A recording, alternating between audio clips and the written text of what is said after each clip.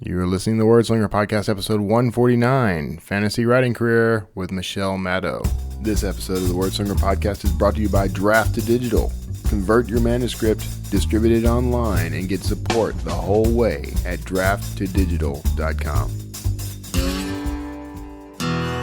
It's the Wordslinger Podcast, where story matters. Build your brand, write your book, redefine who you are. It's all about the story here. What's yours? Now, here's the guy who invented pants optional, Kevin Tomlinson, the Wordslinger. Wordslinger. Hey everybody, thank you for tuning in. Let me tell you how you can tell whether or not I actually care about you and about this industry. Here's how to know that I care about indie authors, specifically the indie authors that I know tune in to the Wordslinger Podcast. I have been working on this episode all day. It is 3:30 in the afternoon. I started working on this around 6 in the morning. I have had to re-record the video version of the podcast. I had to do that 4 separate times before glitches and other things did not get in the way. I recorded the YouTube version of the show. I recorded it perfectly the first time, which is not unusual. But it decided, well, I screwed up and accidentally closed the video window as the video was exporting, and it lost the video. And then I went back. I was mad at myself. I decided I'll laugh about it, and I got myself pumped up, and I did the whole thing again and forgot to hit record. So that's on me. So I pumped myself up one more time, and I run it, and I'm probably 2/3 of the way through it when some weird glitch happens, and it stops the recording and throws me out. Much cursing ensued. A lot of foul language, I won't kid you. And then I finally wrangled myself to do it one more time. Okay. So, and then the format currently, which now I am considering making some dramatic changes to the format overall. But the format for the video version of the show, it is recorded entirely separately from the audio version. I'm now thinking of trying to merge the two to just make my life a little simpler, a little easier. We will see, but I am.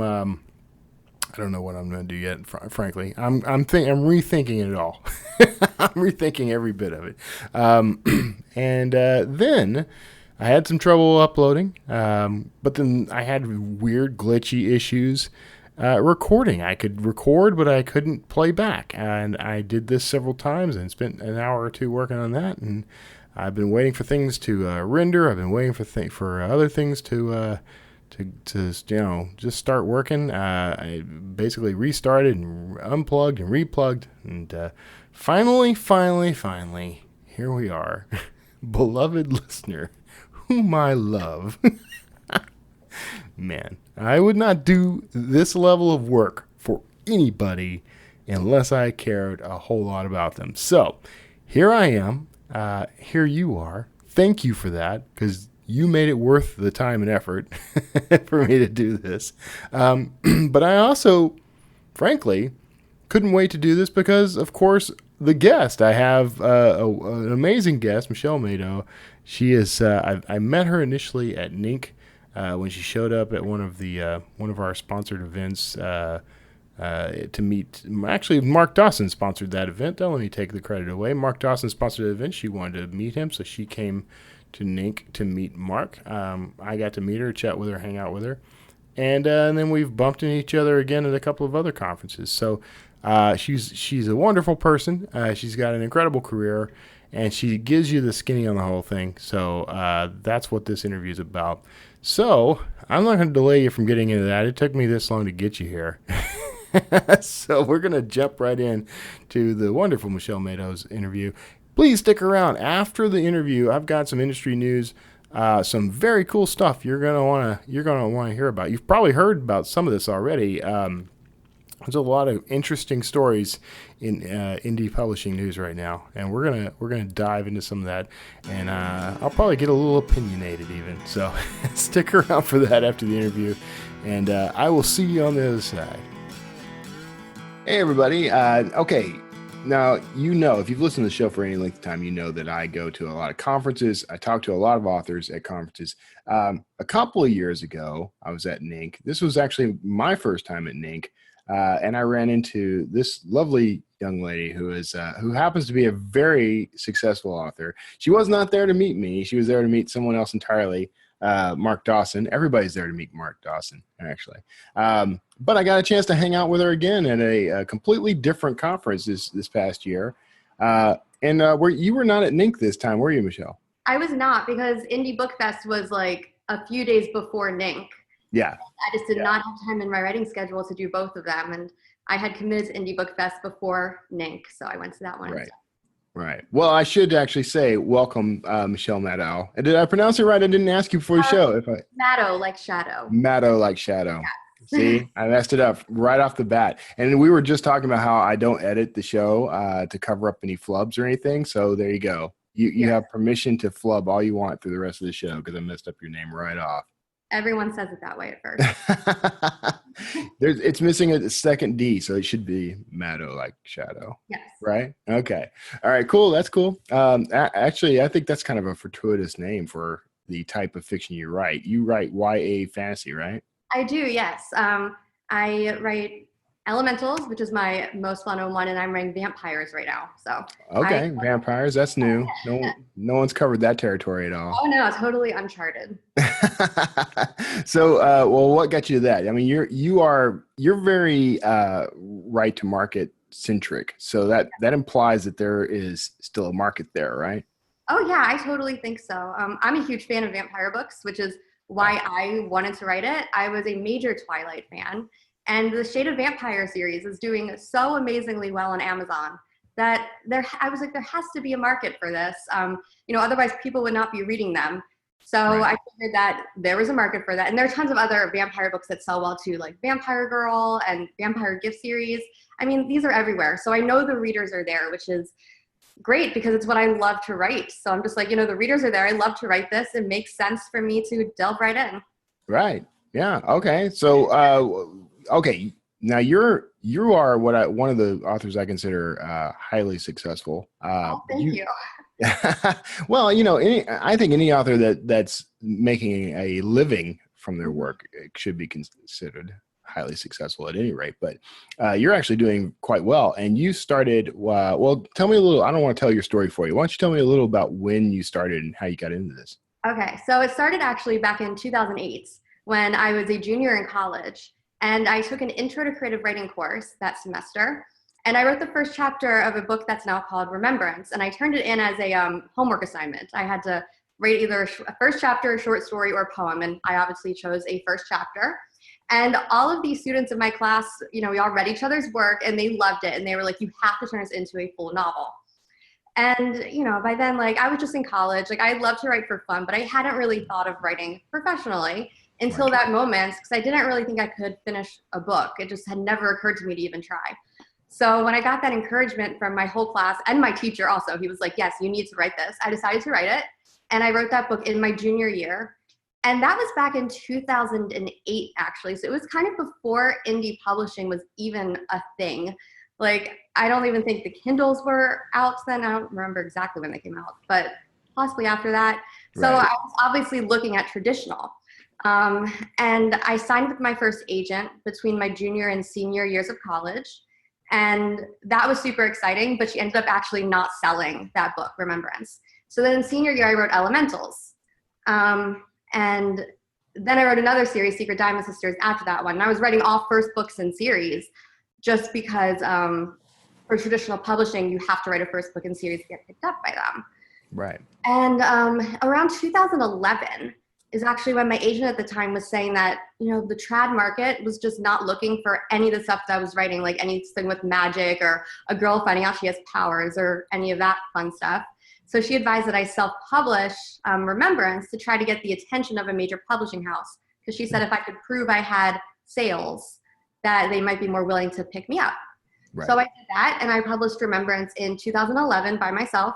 And the indie market and the whole self-publishing world was so different back in 2011. I mean, I sort of knew nothing about what I was doing. I just threw the book up there on Amazon. Luckily, one of my best friends was a business major in school. So she like came to my help, and she was like, I wrote this whole business plan for you to help you out because I can see you have no idea what you're doing. So she sent me this like 10-page long business plan, which really did help me get the word out. And I did sell enough copies. I actually got a traditional deal for my Secret Diamond Sister series trilogy. And I got that deal in 2012. And that released in 2014 and 2015. And after being trad for those 2 years, I just kind of realized that it was not what I wanted for my career.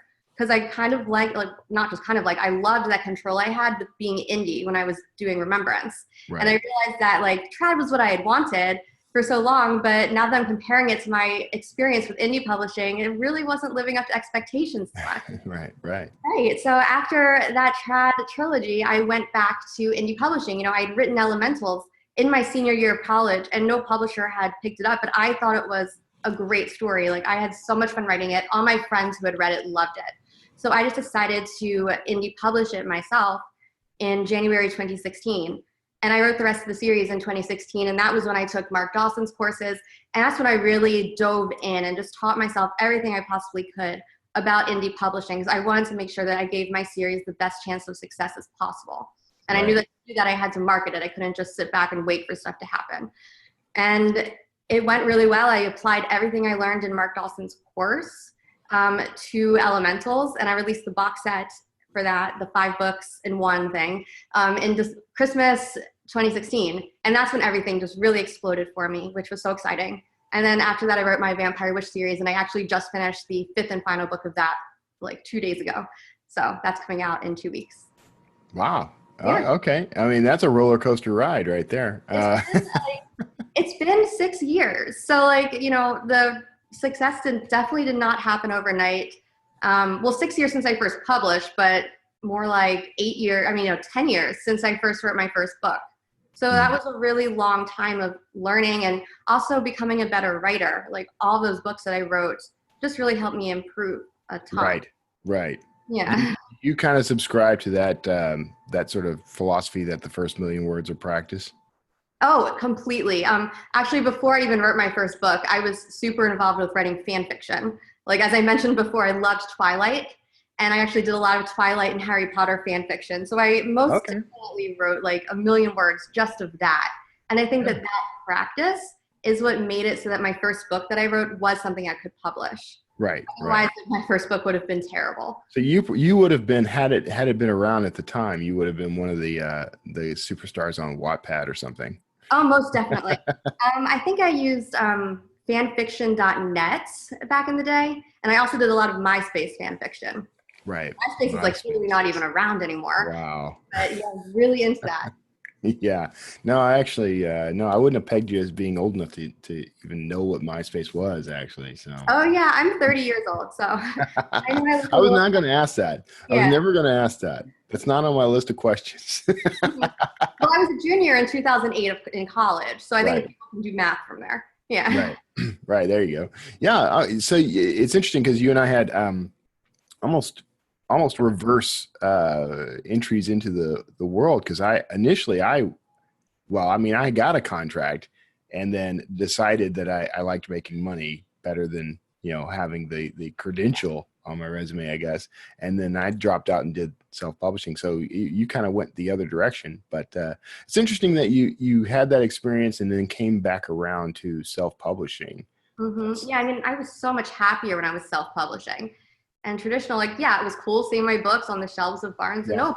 Like, that was always been a lifelong dream of mine. But when I really sat down and looked at the math and the money, it just wasn't there.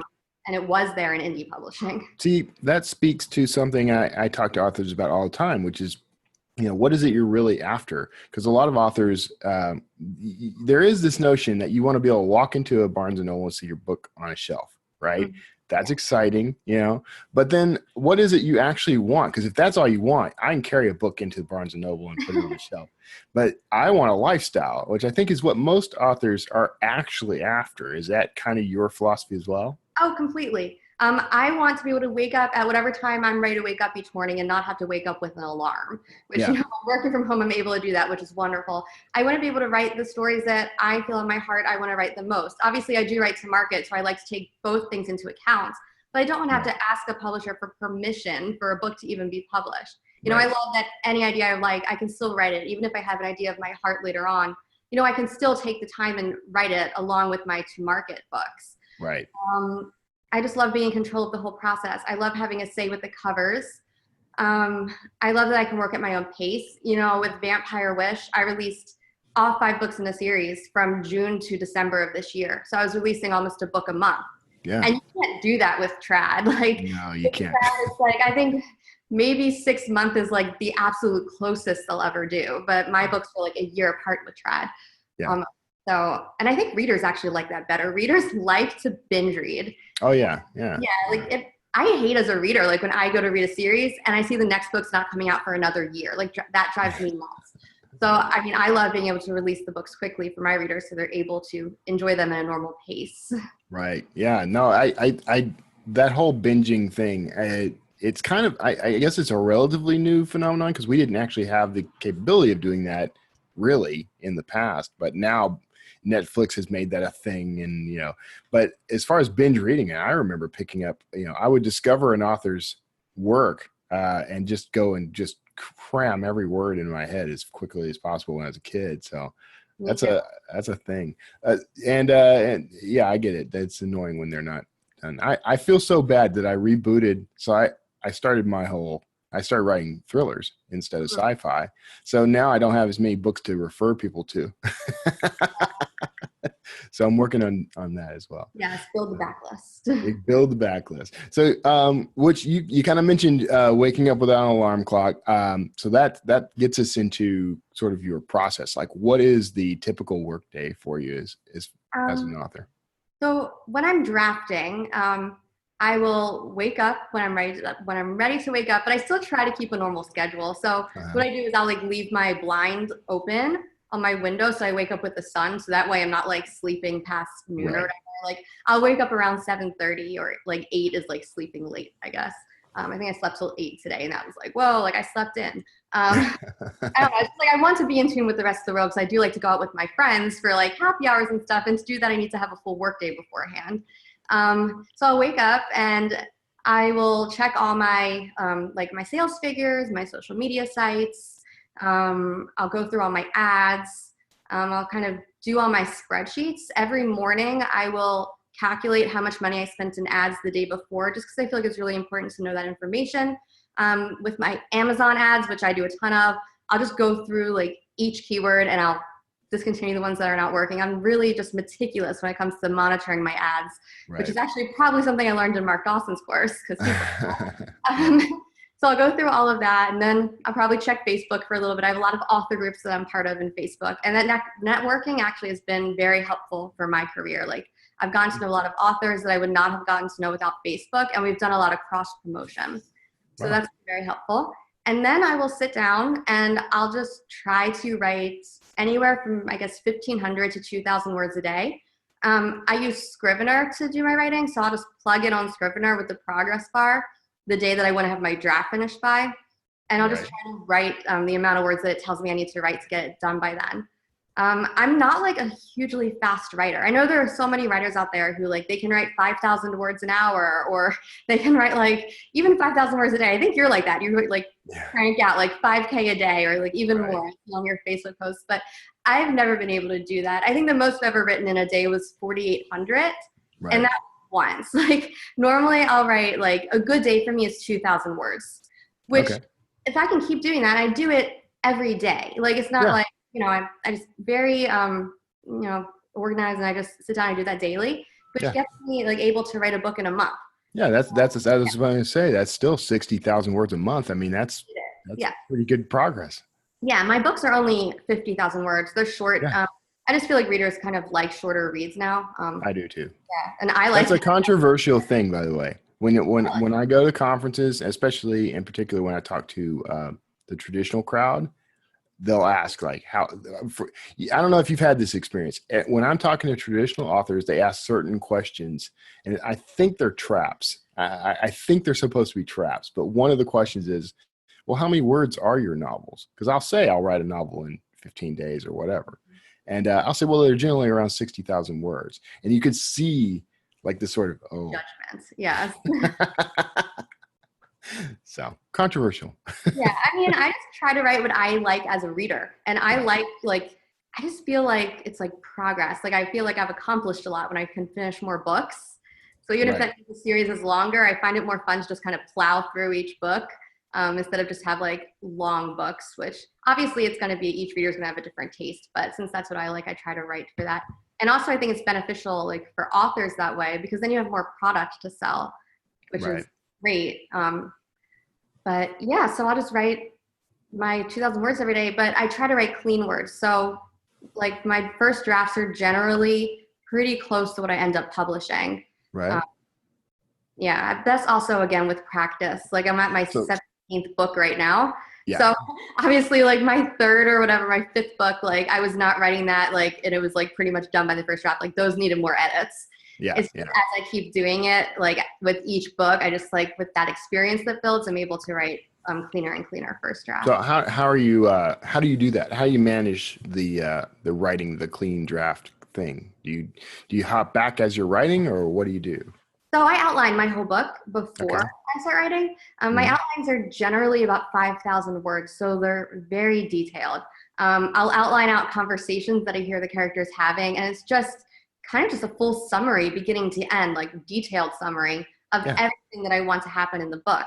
And before I even start writing my draft, I'll go back and I'll edit my outline. So that's where I'll do like my developmental edits is in the outline phase. So any story problems will be dealt with in my outline so that they're not an issue later on, because I think it's so much easier to fix story problems when you're looking at an outline versus when you've already written the whole thing out, because that just like adds so much more time to the process. So I just identify those problems there. And then once that's all fixed up, I will just start my drafting process. And I like that when I'm drafting, I'm not really thinking about story, because the story's already been worked out in my outline. Like to me, that's like two different brain processes. Like creating a story is so different from drafting the actual words and making it sound pretty and making it come to life. So I just like to separate that out, which is why I outline and draft separately. Because I know some people will just draft and like plot as they go, which I cannot do. That drives me mental. So like I hate drafting without knowing what's going to happen. Yeah. So I just follow my outline and I just write the draft of the outline. You know, occasionally like I'll realize in my draft that something would be better if I deviate slightly from my outline, but it's only slightly. Like it does not change the whole story. It's just like making a scene better. Yeah. Yes, so I got that done. And when you're outlining, it sounds like you're writing kind of like a treatment format, right? It's prose. It's not like bullet lists or something along those lines.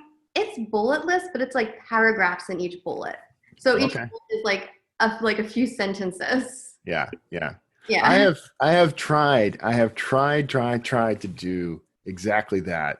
Or I've tried a million ways to outline. I'm no good at outlining. What I end up doing is writing the freaking book in the outline. So I might as well just write the book. Everyone has like their own process. I showed like some of my writer friends my outlines because like they didn't really understand what I was talking about. And they looked at it and they said that they could never write from something like that. They said they would feel like so creatively constricted. Right. But for me, like I feel creatively constricted without the outline, because I just start panicking, so I don't know what's going to happen. Yeah. So, to each their own. I mean, I think what you're doing is no different than what I do. Honestly, it's just that what you're doing is more organized up front, and I think what you're doing is you're writing a draft. It sounds like you're writing a skeletal draft. Yeah, and then you're coming back and editing and filling in the gaps. That is a perfect description, actually, of what I do. No one's ever put it that way, but that really describes it. It's like the most. That's a thing. That's a thing I do. Yeah. Mine are like 5,000 words, so like it's like a very skeletal draft. But yeah, that's a wonderful way of describing it. Awesome. All right. Well, I charge a couple $100 for that kind of thing. You just Send the money to me. No, so okay, well that's cool. No, I have to tell you, I respect that because when it comes to outlining, it's always been a chore for me to try to do that. And I've co-authored a couple of things with some folks who rely heavily on outlines, and and I'm a complete pantser, so it doesn't, it sort of worked out better for me. Like with Nick Thacker, he loves to do the outlines, so I'll let him outline to his heart's content, and then I'll use his outline. I don't seem to have a problem using outlines. It's just getting the outline. So you've okay, now you've written your outline, you've written your draft. What's your process from there? So from there, I will read it over once. Again, this is one of those things that I don't recommend that other authors do this. I was an English major, and I've had a lot of work with my other books, but I do self-edit my books. I know that's super frowned upon. No, I get it. I do. Yeah, but I don't have complaints in my reviews. I mean, if I did, obviously I would hire an editor, but to be honest, I have a lot of reviews that compliment the editing in my books and say that they're so thrilled to have found a book that's clean with no errors. So you got to recognize your strengths and weaknesses. And for me, I know that I'm a really good editor, so I'm able to do that on my own, which really does speed the process up for me a lot, actually. Saves you some overhead too. You don't have to pay anybody to do the editing then. Exactly. But if I got tons of reviews that said my editing was terrible, then I would obviously send it out to an editor. It's just that's just not the situation. Right. Yeah. Right. No, but it also helps with that fast turn too, right? Because you don't have to send it off to someone else to have them edit and then go back and forth in that process. Your book is ready to go when you hit, that last period at the end of the book. You can go, right? Pretty much. I read through it one more time just to kind of fix any typos or if there's anything I feel I could add. I know my last book, I'll read through and I'll see scenes where the romance wasn't as heightened as it could be. So I'll just add a few, give the romance some more oomph to it. Just tiny things like that. Yeah. So I guess it's I do minor line edits and copy edits all in one go. Yeah. And I do that one read through. That takes me about a week. So I'm reading each paragraph multiple times to make sure each one's perfect. Do you do the whole thing with a ruler? No, line by line? I use Word, but I do it line by line, and each thing just gets read so many times to make sure that I'm not messing up. Yeah. And then, after that point, I'll upload it into Vellum, which I love Vellum so much. It just makes my book so perfect. And from there, it's kind of ready to go. I have a review team, and I'll send it to them and give them 2 weeks to read it. And so then they're ready to post reviews on Amazon the day of release. Yeah. Good. Smart. That's smart. How many people are on your review team? So I think I have about 1,500 people on my review team mailing list. Oh, that's a huge review team. All of those, I feel for each book that I send out my review request forms for, I only get 100 people actually signing up for reviews because I'm pretty strict actually on what I require. I make it pretty clear to my people that they have to have reviewed a book of mine in the past to get a free copy, because so many people will join review teams just because they want to grab freebies and then they never leave reviews. So I just feel that's kind of not fair to the author. Yeah. So I make sure that they send me a link verifying that they've reviewed a book of mine, which I feel shouldn't be hard. If they're on my review team, I expect it's because they've read a book of mine in the past and they loved it enough to want to be on my team, which means that they should be able to leave a review. Yeah. And they should be able to review on Amazon because I'm in Kindle Unlimited. So that's kind of my only place. Right, right. Yeah. So I meant to ask you that earlier. So you only distribute to KU? I do. Obviously, my traditional trilogy is wide because I don't have say over that. But I found that with my genre, KU is huge. All of the authors who kind of are very successful indies in my genre are in KU. So I'm doing a lot of marketing towards fans of those authors. So I know that those readers are going to be KU readers. And that's a huge part of my decision. But also when I looked at the numbers, it just made sense for me with my books. Yeah. It's a tough question. And I get asked all the time whether you should go exclusive or wide. Of course I do because of Draft to Digital. But I mean, it's tough because it all depends on your strategy and your genre and a whole bunch of other factors. So Sounds like it works for you though. You've got it.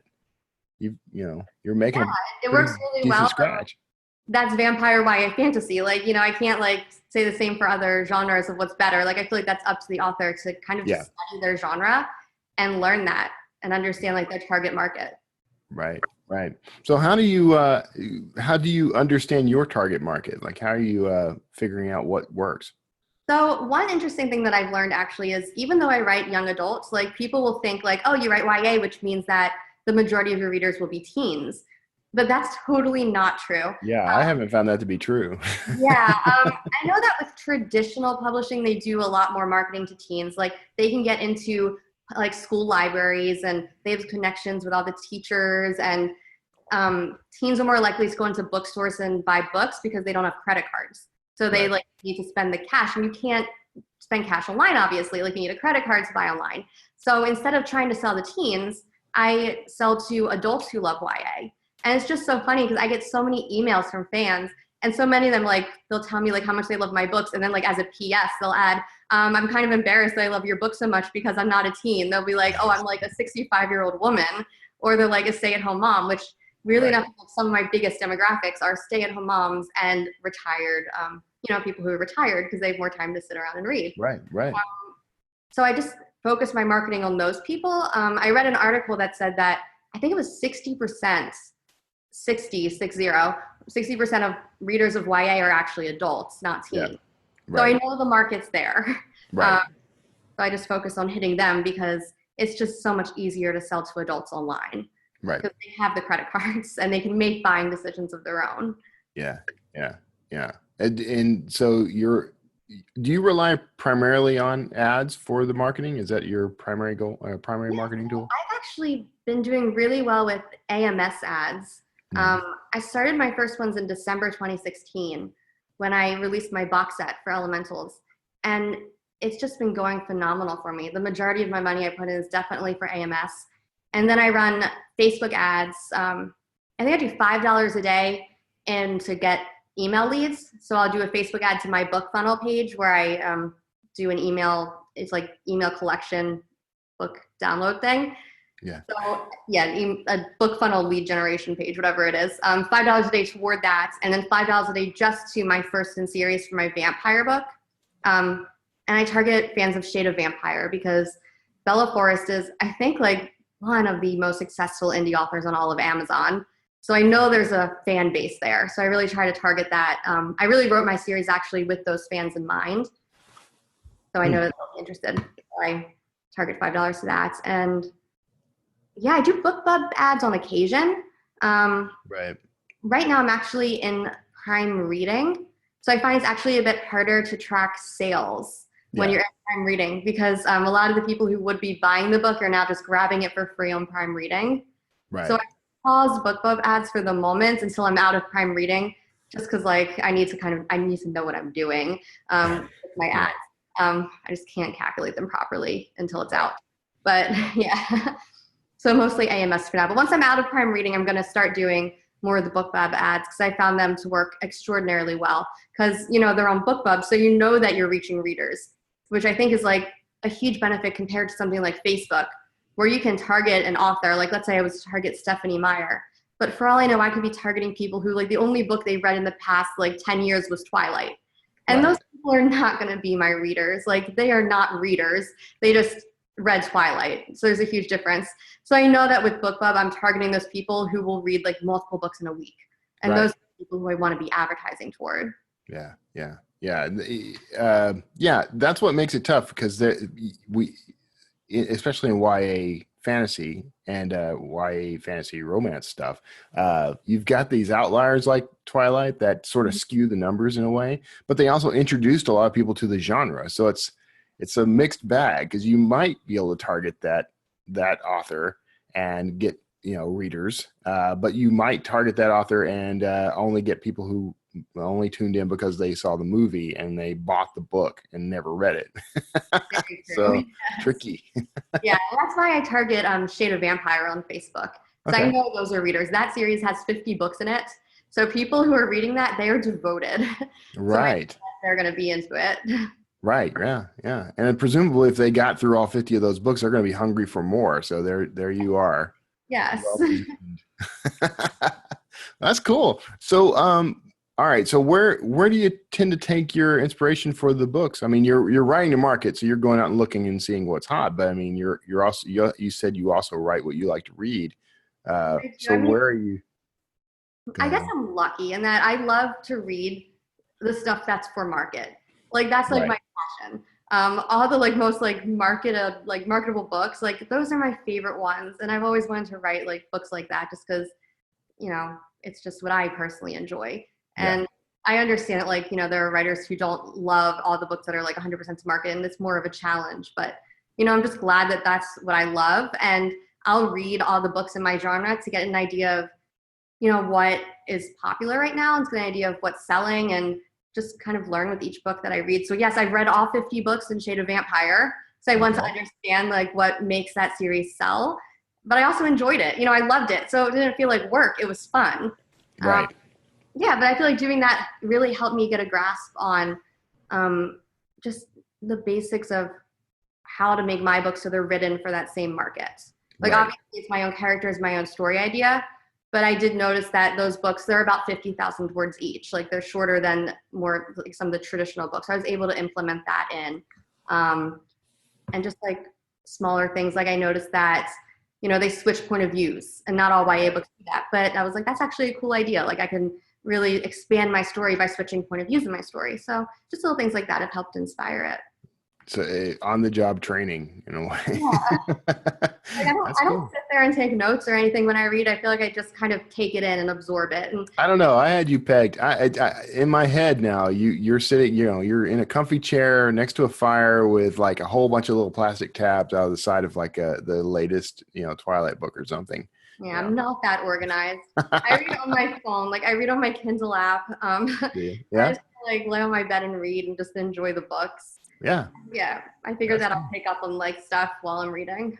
Yeah, that's cool. Yeah. Well, I mean, that's the way it's supposed to be. Do what makes it fun. Yeah. So it's cool because you have turned this into a business. I mean, you're treating this as a business and you're doing very well with it. I mean, are there things that, other than, you took Mark Dawson's course, you presumably have taken courses or learned whatever you had to learn about AMS and other ad services. I mean, was there any specialized education you tried to go through in order to do a little better at the business side of this? I also took Nick Stevenson's Yeah. first Yeah. 10,000 readers course. So I took that before taking Mark's Ad for Authors course. At that point, Mark's Self-Publishing 101 course didn't even exist. Right. Back in the beginning of 2016. And I'm also part of a lot of Facebook groups that have been so helpful. There's one I'm in called Alliance of Young Adult Authors. And I joined that right when I started self-publishing Elementals. And everyone in there is just like so willing to share information that they've learned or just like business tips. And that helped me so much. And it helped me make connections with other successful authors in my genre. So we were able to do cross promotions together and I could just learn from them. And I'm part of 20 books to 50K, which I know like a ton, that's like the hugest, it's like a massive group. Yeah. I think there's like over 10,000 people in that group right now, but there's so many people with such good information and they're so willing to share. So I think that goes to show that, even if you can't afford to take a fancy course that costs like, hundreds of dollars, you can still get a lot of information for free online if you know where to look.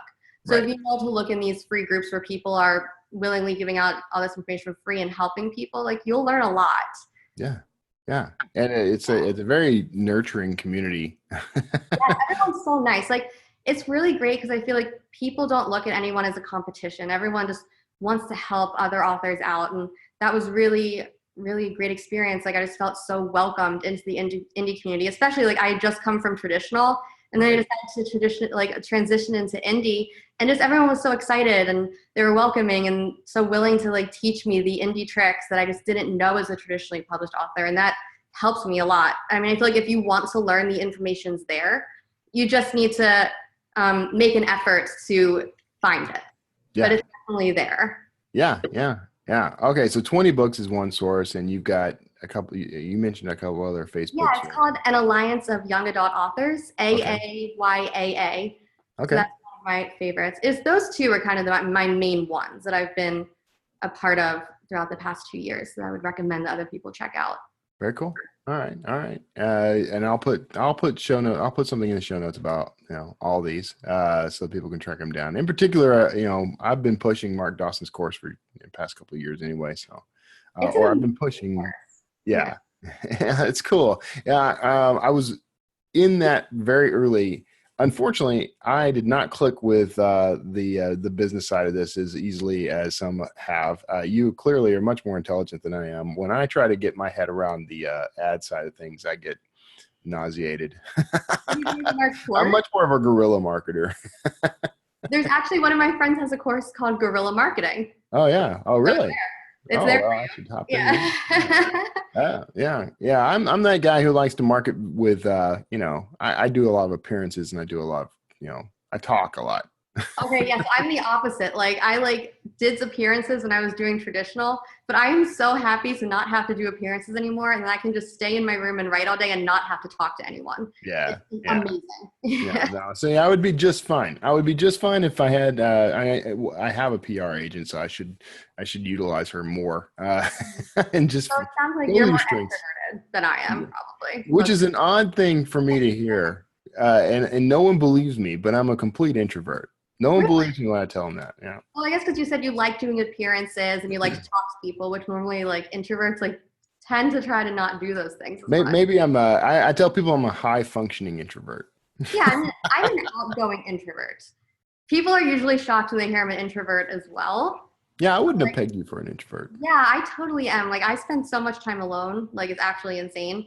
But I'm not shy because I think people misunderstand it. You cannot be shy and be an introvert. It's just about where you get your energy from. Right. Exactly right. And that's exactly right. And I'm the same way. I recharge on my own. That's when I get the writing done. That's when I do a whole meditation thing. There's a whole thing that goes on. So I like being with people and talking to people, and then I'm done, and then I disappear. Yeah. I think that's so common with both writers and readers. Yeah. Just to love to read, you need to love, spending that time by yourself. Right. And then you want to share what you read. That's really why I went online. Back in when I was in high school, I was all about live journal, talking about all the books that I had, and MySpace. Yes. Exactly. All right. Okay. So we're getting close to time, so I don't want to take up too much more of your time, but if you had, if you were going to offer advice to somebody who kind of is in the same track you're in, what's the very first thing you'd tell them to do that you think would put them on track? Well, I think the first thing they need to do is study the market. They need to get onto Amazon, look at what's selling, and specifically look at what's selling that's indie published, because the track market is so different from indie publishing. And read those books that are selling well to the indie market, so you have an understanding of why they're selling. Mm-hmm. And then from there, you can kind of get an idea of which one of your book ideas will be best to write for that market, and pick that idea and just write it as fast as you can, get it edited, make it the best that you can possibly make it. And during that time, be part of Facebook groups. I mean, if you can afford it, take a course about self-publishing 101 or first 10,000 readers or something like that. But if you can't afford it, join the Facebook groups and learn as much as you can. And that will just help you to get ready to put that book up there on Amazon and sell it the best that you can possibly sell it. Sweet. All right. This should sound like familiar advice to everybody who listens to this show. I'm just going to put that out there. This should sound familiar. All right. Well, hey, Michelle, thanks so much for being on. I really appreciate it. I'm glad we got a chance to really, because we kind of met and hung out a little at NINC that first year, but didn't really get to talk. But I'm glad we connected, and I'm really glad we got a chance to hang out with each other at Indie Book Fest. Yes, and thank you so much for inviting me on the show. This was fun. Oh, of course. No, you're welcome back on anytime you feel like it. Thank you. All right, everybody. Thank you for tuning in and listening to this interview with the lovely Michelle Madow. Yes. Which I've been mispronouncing your name publicly for the past year or so. So that's okay. I apologize. The important thing is knowing how to spell it, because then you can look it up on Amazon correctly. There you go. Yeah. Look her up on Amazon. Definitely check out her work. And Michelle, if you'll hang out, everybody hang out for you're probably hearing the bridge music right now, and you may dance in place at will. On the other side of this, you're going to get the news and breakdown, whatever's happening in the indie publishing world right now that's important to you. Michelle, thank you so much for being on the show, and I'll see every one of you next time. All right, that was my interview with Michelle Madow. I hope you enjoyed that. I hope you got something inspirational, informative, educational, entertaining out of that. That's for those paying attention. That's our mission statement here at the Word Slinger Podcast. It's my personal mission statement that I will be doing that, and so I'm happy to provide. So now we're gonna get into some indie publishing news. I hope you've got your hat pulled down tightly and your socks pulled up firmly, because this is going to blow them off. How's that for build up and hype? So we got first news item is don't get cocky. Romance author Felina Hopkins has been the talk of the indie publishing industry of late, thanks to her decision to trademark the word cocky as it applies to romance genre ebooks, books, audiobooks, and allegedly even metadata for all the above. Hopkins began sending cease and desist notifications to authors using the word in their romance titles, threatening legal action if authors didn't comply and make a change. Hopkins has trademarked not only the word cocky, but a stylized font treatment of the word using a font that is apparently not legally allowed to use in trademark or copyright, according to its own developer. The community is up in arms over the move, and it has sparked a very heated discussion regarding intellectual property laws and as they apply to indie authors. So my take on this is an abuse of IP law, and it should never really have passed review with the United States Patent and Trademark Office.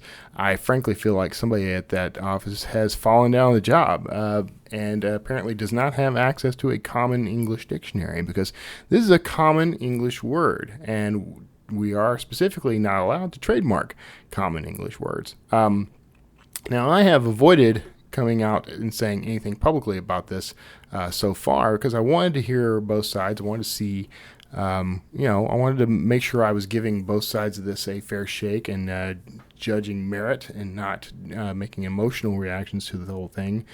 But I can't understand how the trademark office could allow this to pass. Now, a couple of problems with this. One, cocky is, of course, a commonly used English word. It has been frequently used as part of the title of romance books in the past, well before Hopkins' first use examples. And I'm flummoxed by the whole thing. That's just some of the examples. And then the second issue is she trademarked a stylized version of this, the word cocky, using a font that, she wasn't legally allowed to use, which to my thinking, and I think to most logical thinkers, would invalidate that trademark right away.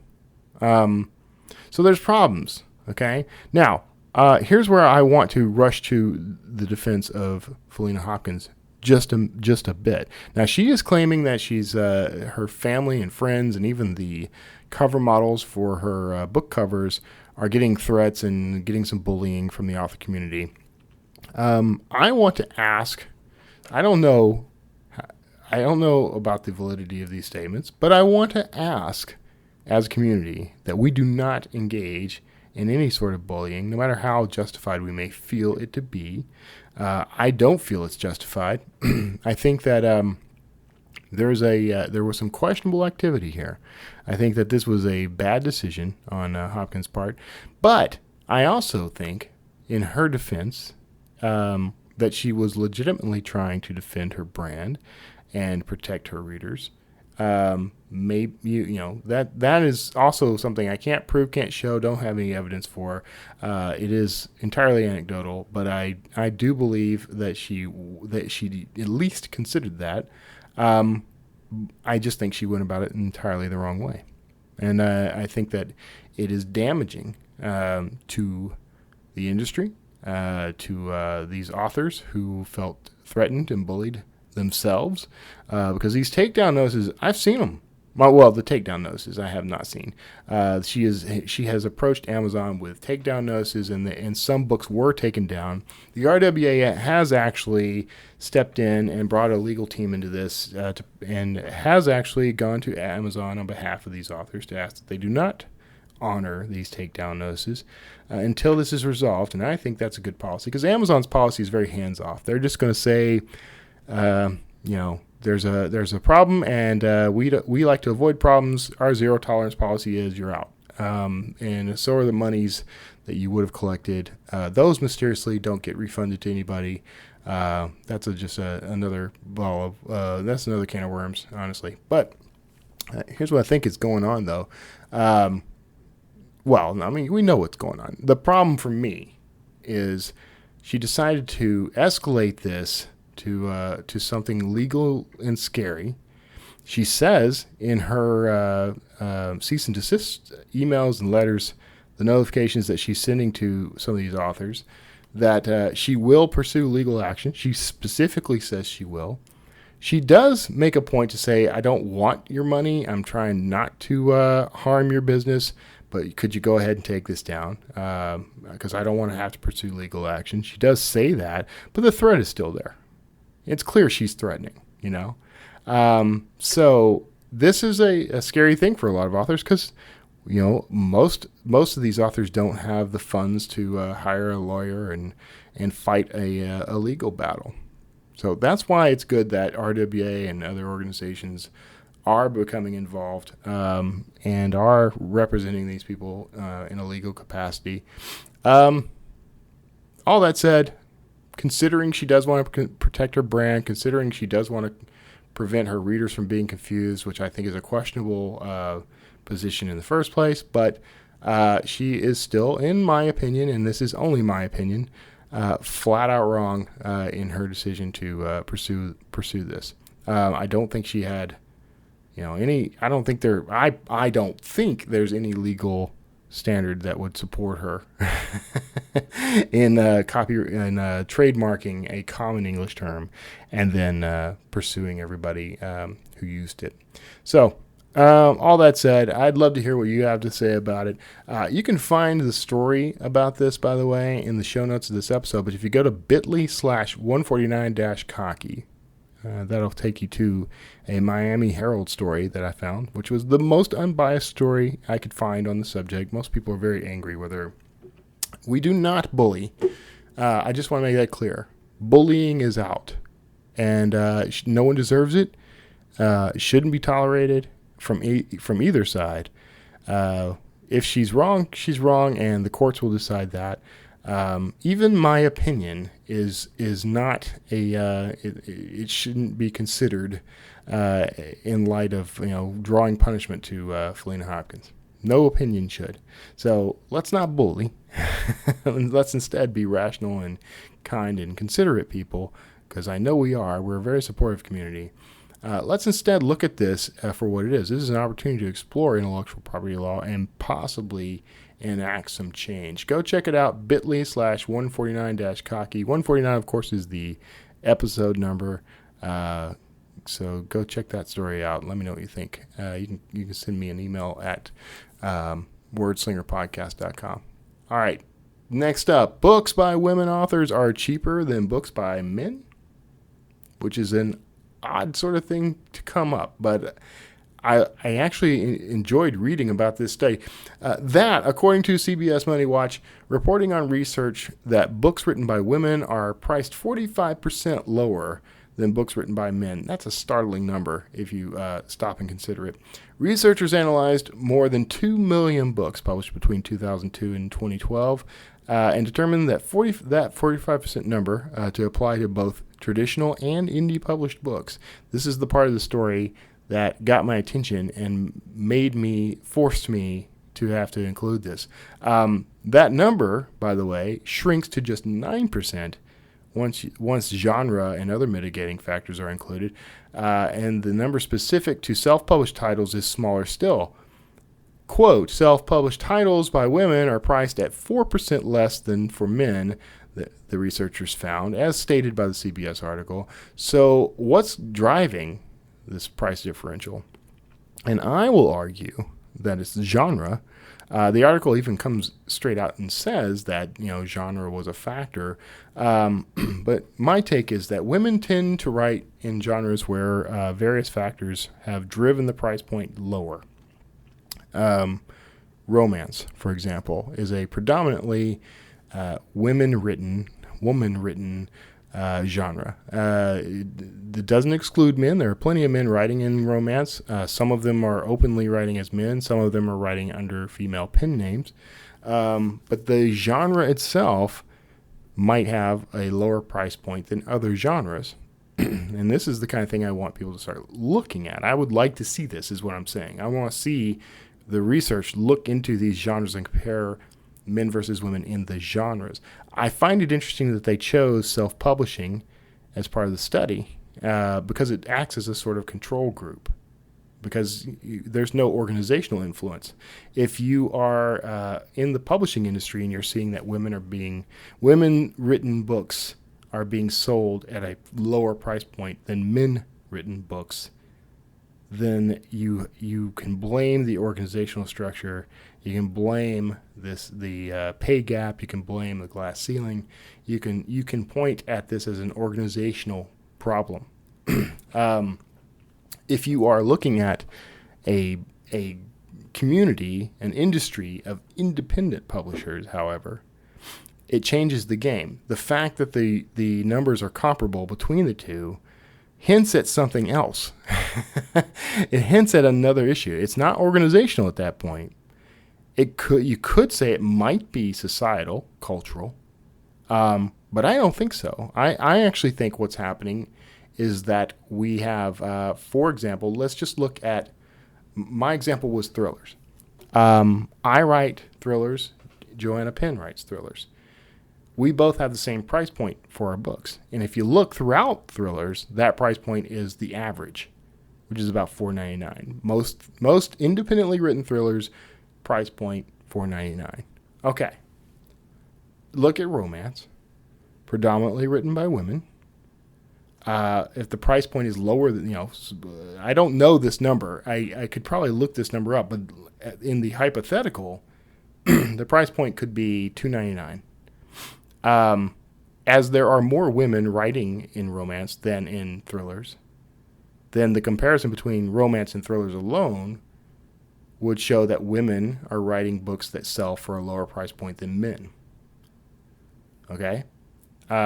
If there are more men writing thrillers. We're making some assumptions here that may or may not be correct. I'm just using this as an example. So now we've got a scenario where if you're comparing all genres written by self-published authors alone, there are genres in which the writers are overwhelmingly women, and there may be far more women in those genres, and those genres may just be statistically priced much lower than genres written by men.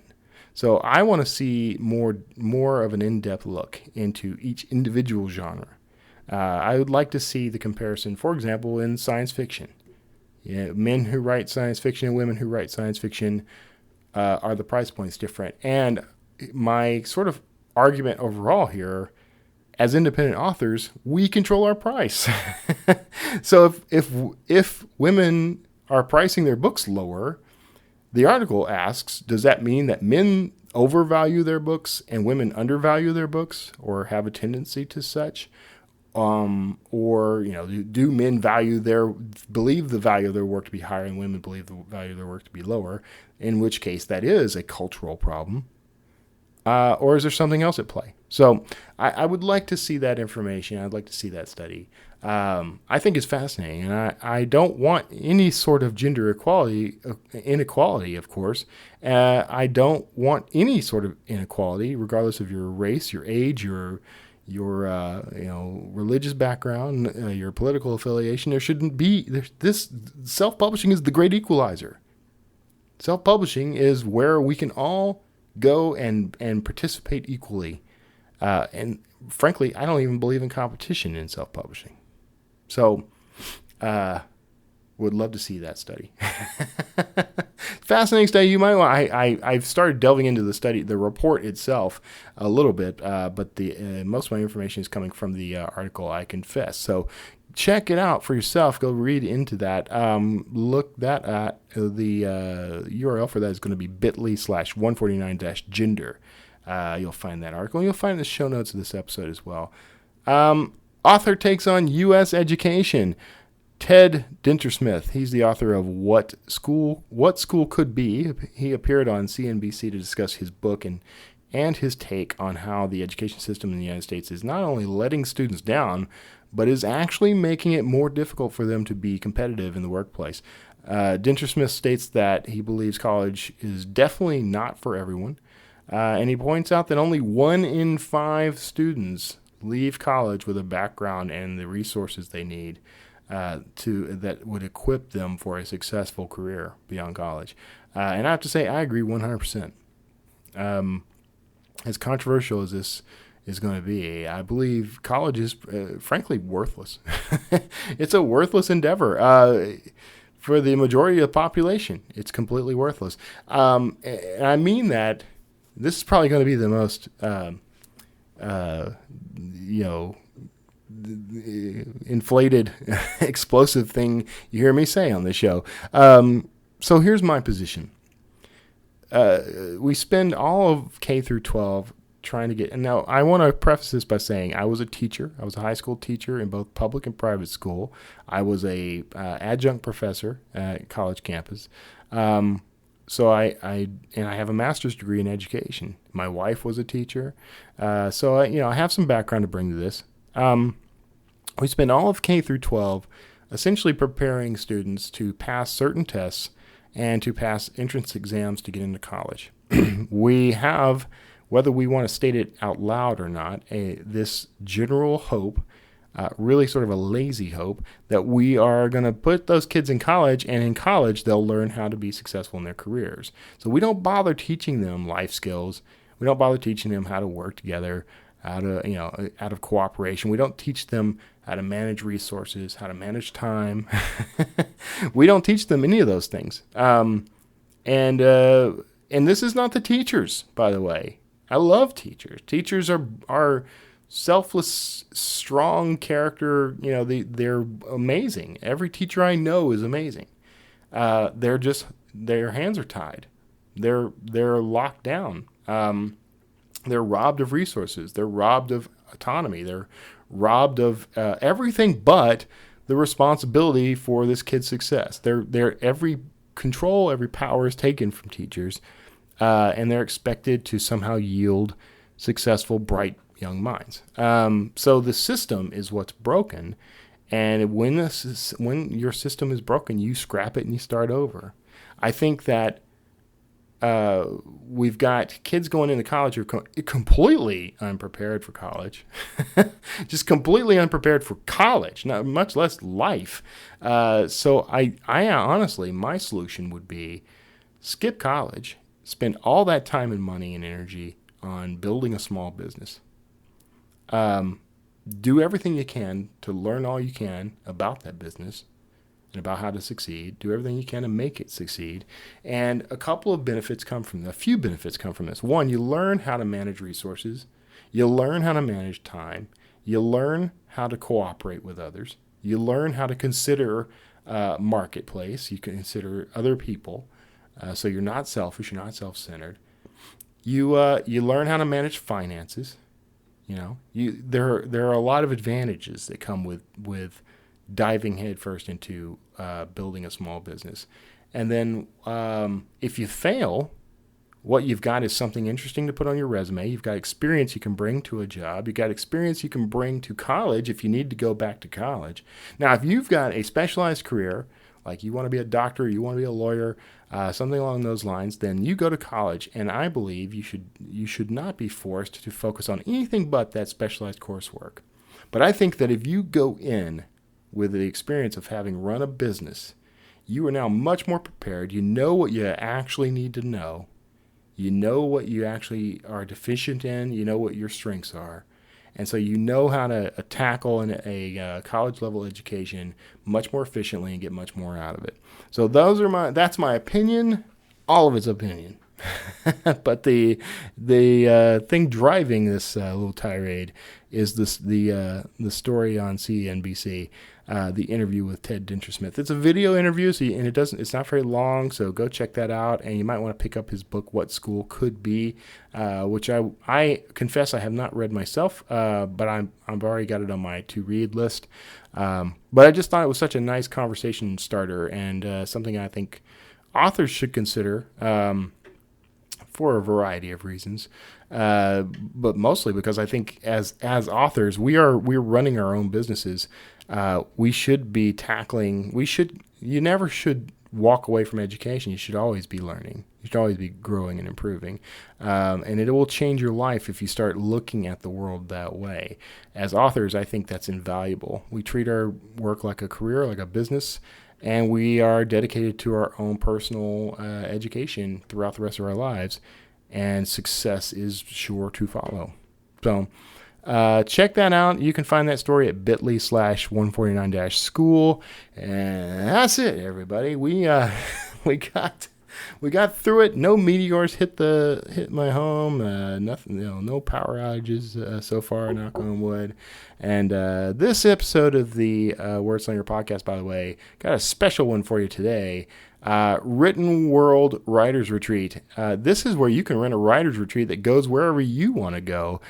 Check out my listing on Outdoorsy for the perfect writers retreat. My 38-foot luxury motor coach. You can go to bit.ly/RVWriter for details. And what's going on is we're renting out the RV that I lived in and wrote 3 bestsellers in for a year. We're now renting that out to anyone who wants to take it. And you don't have to go on a writer's retreat. You can just take a family of up to 6 people comfortably, maybe a couple more if you don't mind getting snuggly, and go and enjoy yourself and get some writing done in the great outdoors. It's awesome to do, by the way. So check it out, bit.ly/RVWriter, and hope to see you out there somewhere. Now, you can also support this show by going and taking a little visit to Draft Digital. Draft Digital will let you convert, publish, and distribute your book worldwide with support the whole way. If you go to draftdigital.com/wordslinger, you can sign up, and I get a little kickback. And, of course, Wordslinger Press, where you can find, there's going to be a growing list of resources on that. If you go to wordslingerpodcast.com, in the little right-hand column of the page, you'll see Wordslinger Press. Click on that, and that's where you can buy a couple of books right now. There will be more. And I'm always going to sell them on that page for a lot less than you would pay full retail. So it's the cheapest place to get some books that might help you in growing your career. So check all that out. And, of course, thank you so much for being a listener. If you don't mind, go and review the show on iTunes. And give me some stars and give me a review. That helps people find the show. So we've made it all the way to the end, and I really appreciate you sticking around with me for this hour and 7 minutes and change. I'm not going to hold you here any longer. Go out and enjoy your weekend. God bless each and every one of you. I love you all, and I'll see you all next time.